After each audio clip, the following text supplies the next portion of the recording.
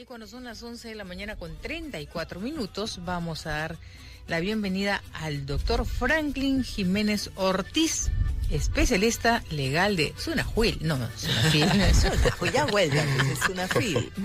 ¿Cómo está, doctor? Buenos días, bienvenido aquí a Radio Nacional. Buenos días, muchas gracias por la invitación. Vamos a conversar de cuáles son las modalidades de contratos de trabajo en las que te pueden emplear. ¿Cuáles son esas modalidades y cuáles son los derechos y deberes de los empleadores y de los empleados? Sí, bueno, en principio me parece pertinente, antes de analizar las modalidades de contrato de trabajo, saber qué es un contrato de trabajo.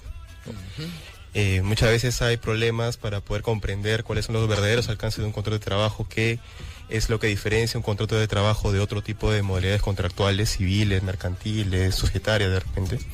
Un contrato de trabajo es un acuerdo, ¿no?, entre ambas partes que están configuradas por el trabajador y el empleador para que precisamente el trabajador preste servicio de forma personal, de forma subordinada ante su empleador y a cambio de una contraprestación que se denomina remuneración.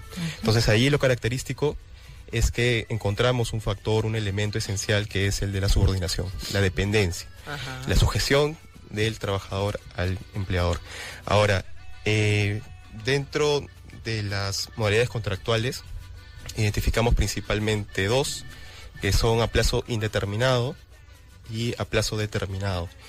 Los contratos a plazo determinado o los temporales, sujetos a modalidad, son en realidad la excepción a la regla general, que es la contratación a plazo indefinido, a plazo indeterminado. Y también algunos consideran que otra modalidad contractual son los contratos a tiempo parcial, ¿no?, que también son bastante utilizados en nuestro país. Entonces, vamos por partes. Primero, el contrato a plazo indeterminado. El contrato a plazo indeterminado es aquel que tiene una fecha de inicio, que puede ser, por ejemplo, el día de hoy, pero no tiene una fecha límite, ¿no? O sea, y es el tipo de contrato que prefiere nuestro Estado, en nuestro modelo constitucional de derecho, la Constitución laboral. Lo que antes se denominaba trabajador estable.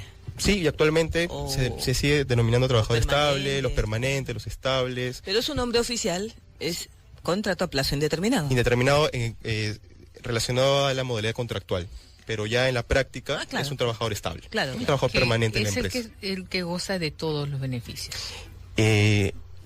En realidad, si uno hace la comparativa con los trabajadores a plazo determinado, a plazo fijo, los contratados, como muchas veces se le llama, tienen los mismos derechos. Tanto los trabajadores a plazo fijo como a plazo indeterminado tienen los mismos derechos, tanto derechos individuales como derechos colectivos.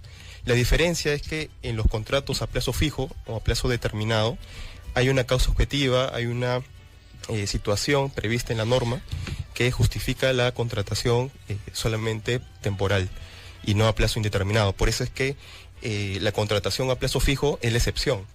Lo que siempre se va a preferir es la contratación a plazo indeterminado, que le da más garantías a los trabajadores, es cierto, para el ejercicio de sus derechos constitucionales, pero se permite también que los empleadores, de acuerdo a ciertas circunstancias, puedan contratar a plazo fijo, ¿no? Y son determinadas.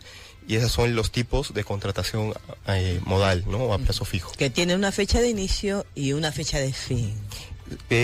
Son los más conocidos, pero también no solamente tiene relación con una fecha determinada, sino que más adelante, por ejemplo, puede suceder algún hecho, algún acontecimiento que dé fin a ese contrato, ¿no?, por ejemplo, y lo más usual es, lógicamente, pactar ya una fecha concreta en la cual va a terminar el contrato, de repente de aquí a 6 meses o 3 meses, pero eso no depende de la arbitrariedad del empleador, sino que hay una causa, hay una razón que está prevista, ¿no?, en la norma, y que debe también tener un respaldo en los hechos, ¿no? Y principalmente tiene que ver con cuestiones de mercado, cuestiones de productividad.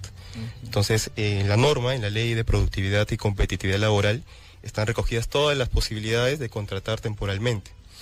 ¿Qué pasa con aquellas empresas que contratan temporalmente a la gran mayoría de sus trabajadores, estando en la capacidad de tener contratos a plazo fijo, pero ellos lo hacen temporalmente para evadir ciertos beneficios del trabajador? Claro. ¿Qué pasa con estas empresas? ¿Qué pasa con estos trabajadores? De repente ellos se ven de la noche a la mañana sorprendidos porque el empleador les dice tu contrato termina en tal fecha y viene gente nueva, viene gente y a esa gente le pasa lo mismo. ¿Se puede denunciar esto? Claro. A ver, lo que sucede es que hay una mala práctica por parte de las empresas de contratar temporalmente a trabajadores cuando en realidad se les debe contratar a plazo indeterminado. Claro. ¿No? Ese es un error muy frecuente en las empresas. De repente por una mala asesoría o por decisión interna de la empresa, ¿no? Ahora, aquí, ¿cuáles son las salidas que tiene el trabajador? De hecho, una es solicitar una inspección de trabajo, ¿no?